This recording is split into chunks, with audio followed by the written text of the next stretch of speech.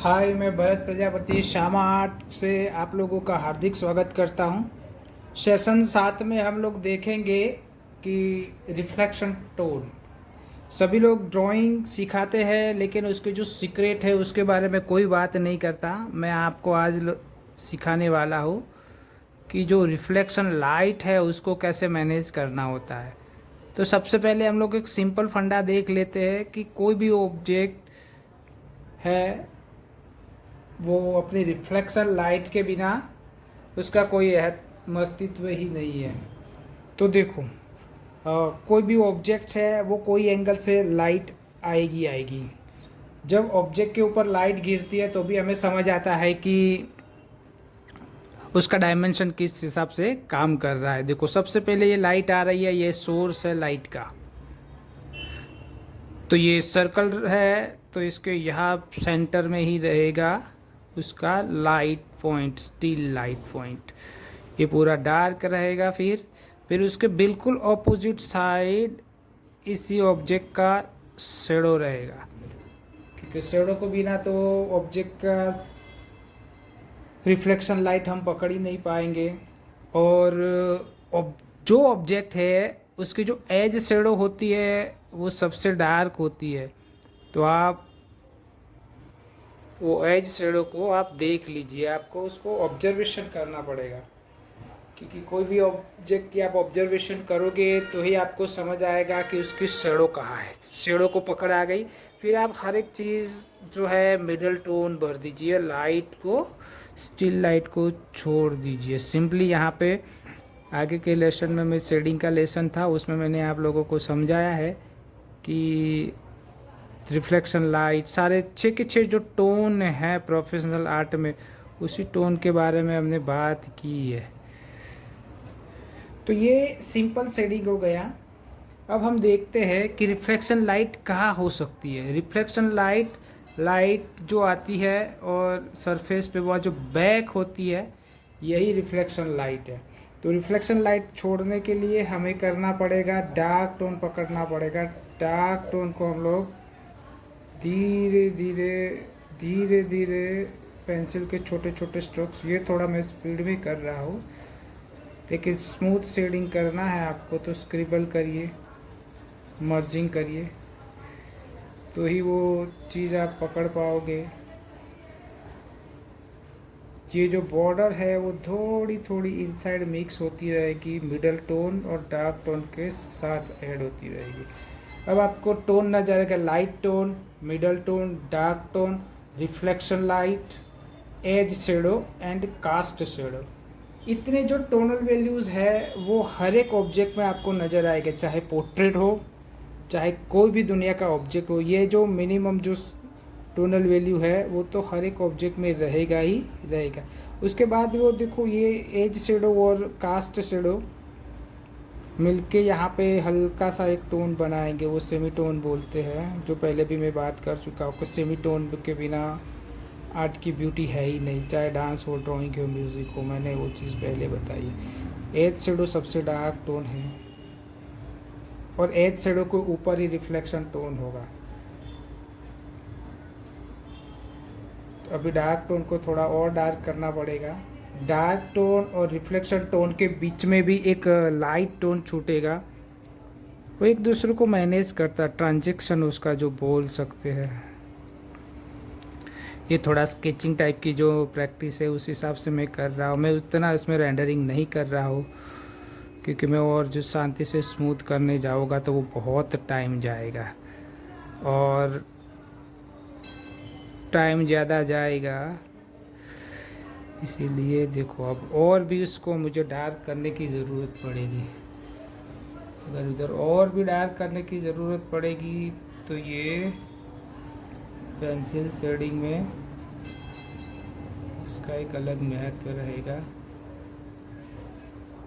Manage करना है धीरे धीरे चीज़ों को, डार्क टोन को थोड़ा थोड़ा ऊपर लेके आना है और ऐसे धीरे धीरे धीरे धीरे मर्ज करना है। तो यहाँ आप लोगों को टोन दिखेंगे, जो मैंने आगे बताया है कि आर्ट ऐसे काम करती है। हर लोग यूट्यूब पे सब बताते हैं, लेकिन मैंने बहुत सारे वीडियो देखे, इसमें प्रोफेशनल आर्ट में रिफ्लेक्शन टोन के बारे में कोई बात नहीं करता है, शेडिंग बस वैसे करके दिखा देते हैं। क्योंकि मेरा ये ट्यूटोरियल लोगों को सिखाने के आशय से है, लोग टोन को समझे, शेप को समझे, लाइन को समझे, फिर फॉर्म आए, फॉर्म में ये टेक्सचर और शेडिंग लाइट इसी हिसाब से समझे। तो मेरे ये यूट्यूब के ये बहुत सारे वीडियो आने वाले हैं, ये शुरुआत है, बहुत सारा कंटेंट मेरे पास रेडी है आर्ट को लेके, और मैं आर्ट को एक्सप्लोर करना चाहता हूँ कि जो लोग घर बैठे भी सीख सके। देखो अब आप उसमें नज़र आएगा कि ये cast shadow, edge shadow, reflection light आ रही है, लाइट आ रही है, मिडल टोन है, डार्क टोन, 1 2 3 4 5 और 6 टोन, इतने टोन तो इसमें होते ही।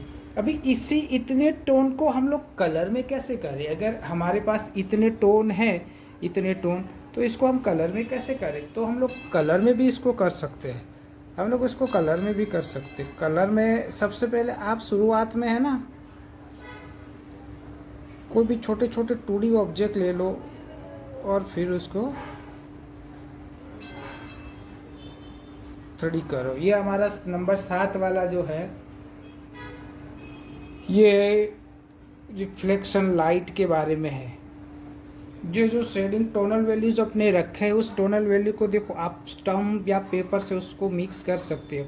अभी मार्केट में ऐसे जो स्टम्प है वो अवेलेबल है, तो आप इसको आप स्मूथ कर सकते हो, पूरी से अच्छी मर्ज हो जाती है उससे। वो भी धीरे धीरे आप उसको फेड भी कर सकते हो। देखो कितना फास्ट। शुरुआत में आप स्टम्प यूज़ नहीं करना, आपकी प्रैक्टिस हो जाने के बाद आप उसको यूज़ करिएगा।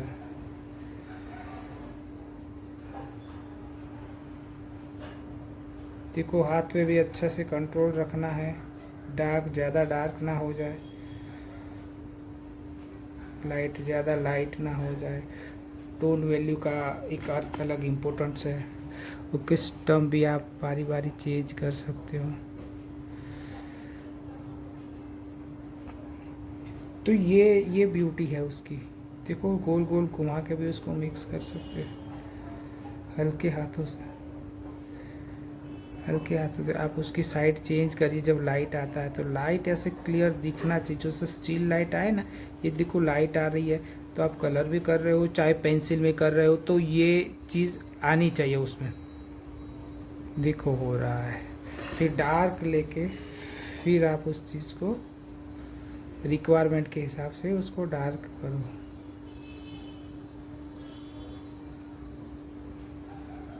शांति से उस चीज़ को आपको करना चाहिए। अब आपको दिख रहा है कि हर एक टोन इसको इजीली और क्लियरली दिख रहा है। आप चाहो तो फिर से भी उसी बॉर्डर को थोड़ा थोड़ा और डार्क कर सकते हो, चेंजेस कर सकते हो, मिक्सिंग कर सकते हो। एज को ज़्यादा डार्क करना रहेगा, पेंसिल आप धीरे धीरे एक के बाद एक आप उसकी डार्कनेस बढ़ा सकते हो। तो ये है। अभी इसी चीज़ को देखो हम लोग कलर में क्रोमेटिक कैसे कर सकते हैं। देखो कहाँ पे कैसा उसका टोनल वैल्यूज है, स्केलिंग क्या है। तो स्केलिंग के समझने के लिए सबसे पहले हम जो है जो पोस्टर कलर से कर सकते हैं, हम लोग वाटर कलर से कर सकते हैं। तो ऐसी प्रैक्टिस हम लोग कर सकते हैं। देखो सेम चीज़ को हम लोग बनाएंगे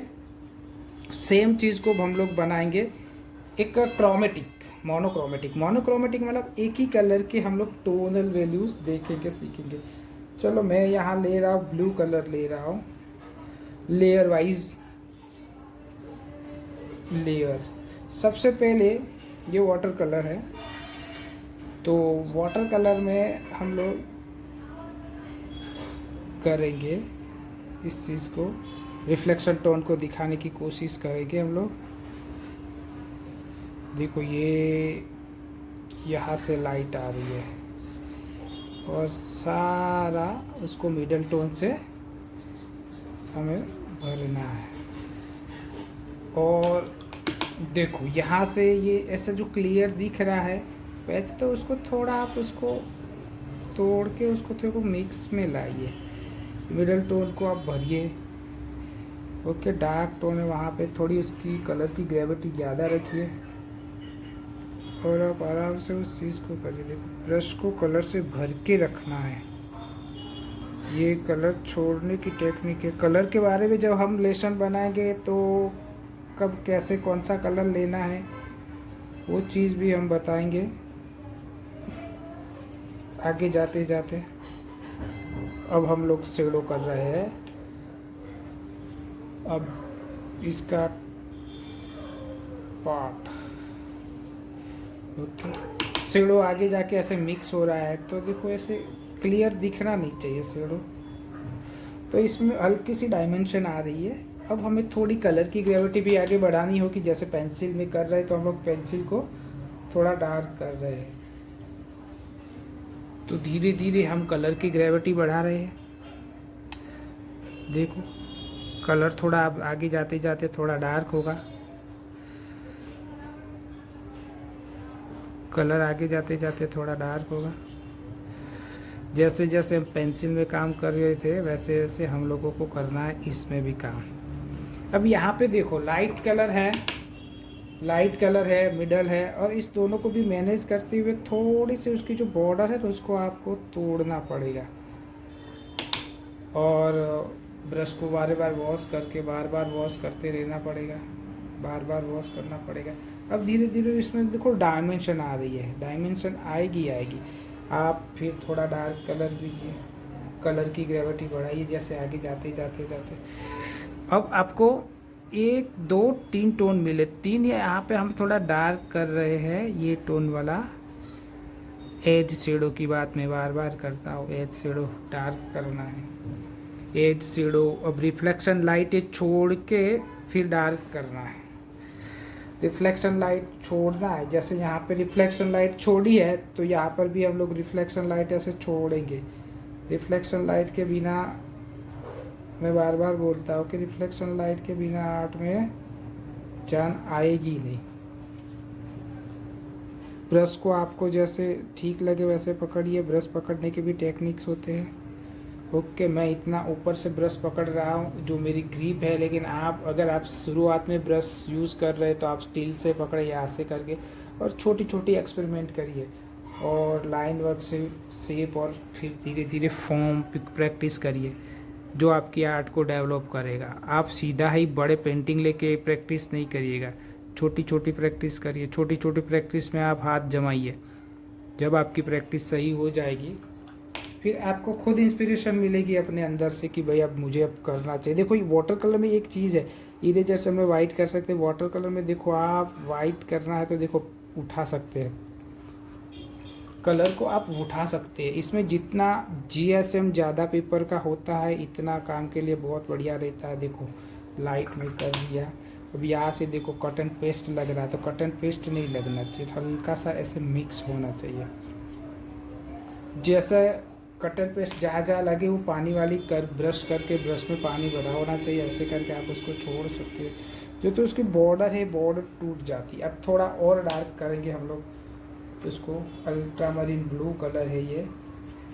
ओके, तो ऐसे करके फिर हम लोग देखो ये जो रिफ्लेक्शन टोन तभी बाहर आएगा कि हम लोग उसके डाउन पोर्शन में काम करेंगे यहाँ से। अब हम लोग देखते हैं कि और डार्क कलर को कितना डार्क कर सकते हैं, डार्क कलर को कितना डार्क कर सकते हैं। धीरे धीरे धीरे धीरे बॉर्डर को भी देखो, मैंने पेंसिल शेडिंग में भी बता रहा था कि बॉर्डर को मिक्स कर देना है। अंदर की जो शेडिंग होती है उसमें बॉर्डर मिक्स हो जाना चाहिए, और बॉर्डर मिक्स हो जाता है ना वही अच्छा लगता है। जैसे मैंने आगे सेशन में बताया था, देखो उठा लिया मैंने कलर को, तो एक सिंपल सा मोनोक्रोमेटिक हो गया। आप देख सकते हो कि सिंपल सा मोनोक्रोमेटिक शेडिंग हो गया। शेडिंग में जैसे जैसे कलर है, शुरुआत में कोई एक कलर ले लो और एक कलर से फिर आप उसकी प्रैक्टिस करो। आप मल्टी करने जाओगे येलो के साथ ऑरेंज रेड, या तो येलो के साथ ग्रीन, ऐसे कलर शुरुआत में लेने जाओगे तो आप कंफ्यूजन आपकी बढ़ेगी। देखो शुरुआत में जितने कम कलर में काम करोगे इतना ही आपको ग्रिप रहेगी कलर को और डेप्थ को पहचानने की। तो ज़्यादा कलर ना ले, हम शुरुआत में ज़्यादा कलर यूज़ ना करें, हम शुरुआत में ज़्यादा टोन को पकड़े, बेसिक चीज़ों पे काम करें। ओके, क्योंकि जो आर्टिस्ट होते हैं और आर्टिस्ट की कॉपी करने हम लोग जाते हैं तो आर्टिस्ट का तो अनुभव इतना होता है, एक्सपीरियंस के इतने चीज़ों से वो ऐसे कलर करके ऐसे फेड कर देते, ऐसे करते हैं कि हम देखते ही रह जाते। लेकिन वो चीज़ हो सकती है, ऐसा नहीं कि नहीं हो सकती। तो ये चीज़ करने के लिए हमारा इतना प्रैक्टिस चाहिए, कलरों की हमारी इतनी नॉलेज चाहिए, और इतनी प्रैक्टिस और नॉलेज होगी तभी ही ये चीज़ हमारे से पॉसिबल है। चलो एक चीज़, डार्क ये शेडिंग है एक कलर का, एक क्रोमेटिक है। अब मैं एक सिंपल सा ऑब्जेक्ट बना रहा, ये थोड़ा सेम वही टोनल वैल्यू पे करूँगा, रिफ्लेक्शन लाइट लाने की भी प्रैक्टिस भी करूँगा। देखो कोई भी ऑब्जेक्ट बनाने के लिए जो सिमेट्रिकल ऑब्जेक्ट होते हैं उसके लिए एक सिमेट्रिकल लाइन खींचना होता है। सिमेट्रिकल लाइन खींचने के बाद उसका जो मुँह का पार्ट होता है ऑब्जेक्ट का वो बना देते हैं। ओके, ये मुँह का पार्ट बना दिया। देखो कलर में करना है इसलिए मैं थोड़ा शेडिंग वो डार्क करूँगा। डार्क करने के बाद ही देखो ये जो बैलेंस लाइन है उससे दोनों साइड इक्वली करना है। शायद आपको मेरी ड्राइंग नहीं दिख रही है, देखो अब दिखेगी क्योंकि मेरी ड्राइंग बहुत ही लाइट करता हूँ। ये पहले से ही है कि ड्राइंग हमेशा लाइट करना है। देखो दोनों साइड इक्वल छोड़ना है, यहाँ से लेके यहाँ इक्वल लाइंस रखनी है, फिर यहाँ से उस चीज़ को हम लोग ऐसे करके दोनों ही साथ में लेके डाउन आते हैं। डाउन आने के बाद इसको सेट करते हैं, इसको थोड़ा ज़्यादा सेट करना पड़ेगा। तो ऐसे रफ और रैंडम आप करो। उसके बाद आप सोच सकते हो कि इसमें से ऐसे कुछ प्लांट्स निकाल दे, इसमें से आप ऐसे कुछ प्लांट्स निकाल दे हम लोग, तो यहाँ से कुछ फ्लावर निकाल दे, यहाँ से कुछ फ्लावर निकाल दे, और फ्लावर आपको ऐसे रेंडम ही ड्रॉ करने हैं। ओके, आप इसको कर सकते हो। तो सबसे पहले हम लोग फोकस करेंगे ऑब्जेक्ट पर, ऑब्जेक्ट पे फोकस करेंगे। और यहाँ से तो हम लोग ऐसे करके छोड़ दिया हुआ है, यहाँ पर एक फ्लावर हम लोग रख सकते हैं यहाँ से। ओके, इतना छोड़ सकते हैं। मेन फोकस हमारे ऑब्जेक्ट पर है, ऑब्जेक्ट को हमें कैसे डायमेंशन लाना है। तो सबसे पहले ऑब्जेक्ट हम लोग बना रहे हैं, तो हम लोग लेंगे ब्लू कलर, लेंगे light blue colour, light blue colour लेके, ये वाटर कलर है। वाटर कलर में हमें कलर ज़्यादा नहीं चाहिए, हमें पानी की मात्रा ज़्यादा रखनी है, पानी हमें ज़्यादा रखना है। लाइट को छोड़ते छोड़ते हम डार्क पोर्शन पे काम करेंगे, लाइट को हमें छोड़ना है। ओके, लाइट जैसे जैसे आप छोड़ोगे आपको खुद को रियलाइज़ होगा, खुद को पता चलेगा मुझे कहाँ कितनी लाइट छोड़नी है। बार बार इस चीज़ों की आप प्रैक्टिस करोगे तो आपको समझ आएगा। अब थोड़ा डार्क कलर मैंने लिया, अल्ट्रामरीन, उसके साथ मैंने ऐड करा। जैसे कलर व्हील में मैं आगे सिखाऊंगा कलर व्हील का क्या मायने होता है, कलर व्हील के हिसाब से कैसे लेने होते हैं हमें कलर्स, वो चीज़ हम आगे सीखेंगे।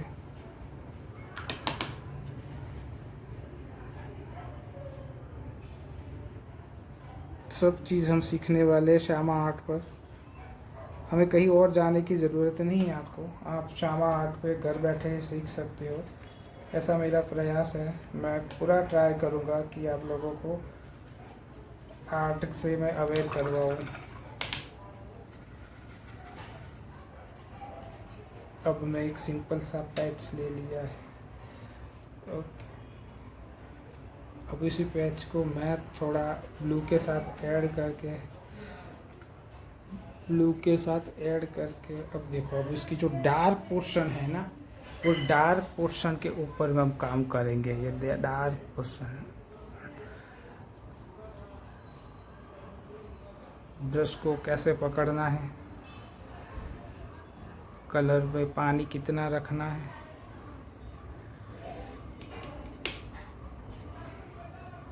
कलर में पानी कितना रखना है, कलर का कितना इम्पोर्टेंस रखना है, पानी और कलर भर के हम लोग कैसे छोड़ना कैसे है, ये थोड़ी हम प्रैक्टिस करेंगे तो ही आएगा। प्रैक्टिस ही आर्ट में मेन है। चीज़ को हम समझेंगे, प्रैक्टिस करेंगे तो ही हम चीज़ें कर पाएंगे। ये एक दिन में आपसे नहीं होगा, एक दिन में आपसे नहीं होगा। और कलर को छोड़ना है। देखो कलर को आप, हाँ, तो हम फाइनली देख सकते हैं कि इसके जो टोनल वैल्यूज़ है उसमें कहाँ डेप्थ डालना है, कहाँ पैच वर्क होना है। देखो सूखने के बाद भी आप उसको ऊपर से जो स्ट्रोक्स है, डार्क स्ट्रोक्स है, कई जगह पे हल्की सी लाइन करनी है, ओके, वो आप रख सकते हो। ये रिफ्लेक्शन लाइट है, थोड़ा स्पीड में कर रहा हूँ। और उसकी जो एज शेडो, ज़्यादा डार्क की बात मैं कर रहा हूँ तो एज शेडो में आप लोग डार्क कलर थोड़ा यूज़ करिए, क्योंकि मैं हमेशा बात करता हूँ कि एज शेडो सबसे ज़्यादा डार्क होती है। एज शेडो रखोगे तो ही उसकी ब्यूटी आएगी, क्योंकि एज शेडो ही रिफ्लेक्शन दिखती है। अच्छी वाली जो रिफ्लेक्शन है वो एज शेडो से ही दिखती है।